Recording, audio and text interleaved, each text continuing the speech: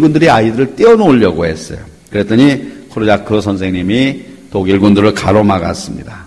가만두시오. 나도 함께 가겠소.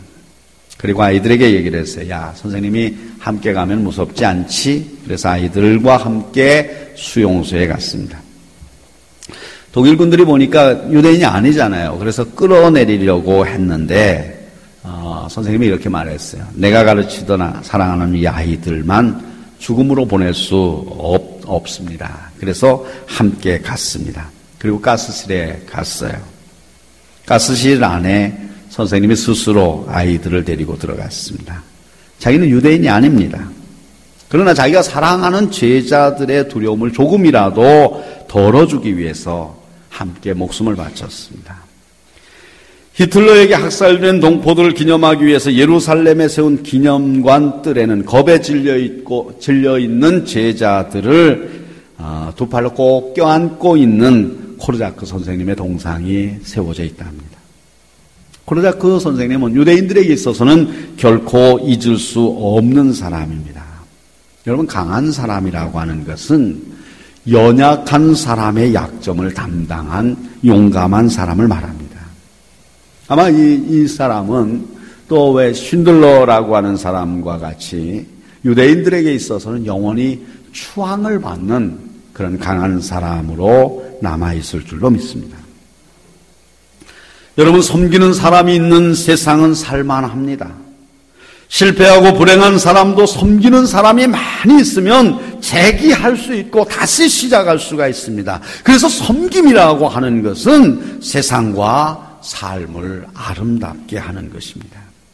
그런데 약한 자보다 강한 자가 섬길 때 그 효과는 더 강하게 나타납니다. 강한 자의 섬김을 통해서 나타나는 힘은 일반 사람들의 결심과는 분명히 다른 능력이 있습니다. 강한 자의 섬김이 약한 자들을 강함으로 바꾸어 놓는 힘이 있기 때문에 그렇습니다. 나라가 어려울 때에 국가의 지도자들이 먼저 희생하고 섬기면 약한 백성들은 감격해서 엄청난 힘을 발휘하게 됩니다. 회사가 부도났을 때에 회장이 자기 개인 재산을 팔아서 모범을 보이면 직원들은 감동해서 스스로 월급을 삭감하고 같이 어려움을 극복해 나갑니다. 그런데 돈 좀 있고 권력을 가졌다고 하는 사람들이 섬기는 척하면서 다시 섬김을 받으려고 하고 자기들 쓸 돈은 다 뒤로 빼돌리고 하니까 회사든 국가든 계속해서 어려움 가운데 빠지게 되는 것입니다. 그러면 약한 자는 힘을 잃어버리는 거죠. 그러나 강한 자가 지도자가 섬기면 백성들은 엄청난 힘을 만들어냅니다. 고린도후서 12장 10절에서 약할 때 강하다는 말씀의 뜻이 여기에 있다고 저는 믿습니다. 강한 자가 자기의 것을 내어놓는 것이 약한 것 같지만 그것이 그 회사를 강하게 하고 그 개인의 명성을 강하게 하는 일인 것을 아셔야 됩니다. 지도자는 힘이 있고 돈이 많은 사람이 지도자가 아니라 연약한 자에게 힘을 불어넣어서 힘을 끄집어내는 사람이 지도자란 말입니다. 돈 많은 사람이 대통령입니까? 그렇지 않습니다. 백성들에게서 얼마나 많은 힘을 끄집어낼 수 있느냐가 훌륭한 대통령입니다. 그건 자꾸 이상하게 생각을 했어요. 옷 잘 입고 거만하죠. 제가 볼 땐 거만이라고 생각해요. 가진 것은 없음에도 불구하고 하는 일은 자랑스럽지 못함에도 불구하고 목에 기부스하고 거만하게 있으면 훌륭하게 봐요.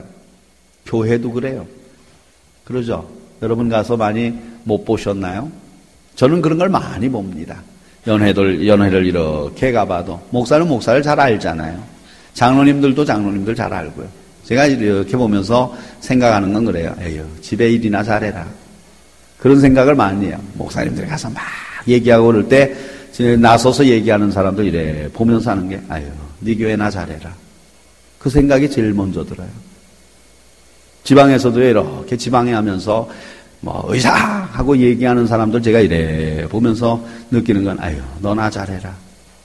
너나 잘 섬겨라. 그 생각이 들 때가 많다니까. 근데 왜 그렇게 됐는가 하면 우리 한국 사회는 이상하게도 비싼 옷 입고 비싼 차 타고 그냥 거두름을 품고 있으면 그럼 그 사람이 훌륭한 줄로 안다고요? 아닙니다. 우리는 믿음으로 돌아가야 됩니다. 강한 힘은 섬김에 있습니다. 강한 힘은 상대방이 일할 수 있도록 만드는 사람이 지도자예요. 이 세상에서 정말 존경받는 사람이 누굽니까? 사람들을 살만하도록 만드는 사람이에요. 그 사람을 만나면 살고 싶은 생각이 납니다. 그 사람을 만나면 내 속에 있는 것들이 나와서, 내 속에 잠재되어졌던 것들이 나와서 나로 하여금 세상에서 일하고 싶도록 만드는 것. 그게 진짜 강한 자예요. 그게 진짜 섬기는 사람입니다. 저는 우리 교회도 그런 섬기는 사람이 많기를 바랍니다. 사람들을 격려해서 그로 하여금 일하고 싶도록 하고, 그를 격려함으로 인해서 그가 하나님 앞에 충성된 종으로 변화되기를 바라는 그 일을 감당하는 강한, 믿음의 강한 사람들이 많이 나타나기를 원합니다. 그런데 섬기시기를 원하십니까? 그러면 먼저 강한 사람이 되시기를 바랍니다. 돈도 많이 버시기 바랍니다. 세상의 권력도 가지시기를 바랍니다. 그러나 그 물질과 권력을 여러분을 위해서 쓰지 마시고 힘들고 가난하고 어려운 사람들을 섬기실 수 있기를 바랍니다.